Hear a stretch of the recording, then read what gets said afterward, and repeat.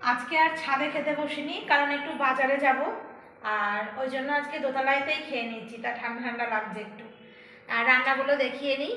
রান্না করেছি এই যে ভাত, একটু অল্প পরিমাণেই ভাত করেছি, কারণ রাত্রে একটু অন্য কিছু বানাই প্রতিদিনই হয়তো, আজকে একদমই অল্প ভাত রান্না করেছি।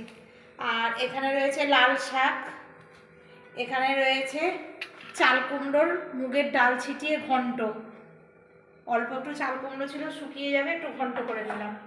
এখানে করেছি পেঁয়াজ কলি আর আলু ভাজা, আজকে কিছু দিইনি সিম টিম, কারণ পেঁয়াজ কলি অনেকটা ছিল বাড়িতে, এই জন্য পেঁয়াজ কলি আর আলু ভাজা করেছি।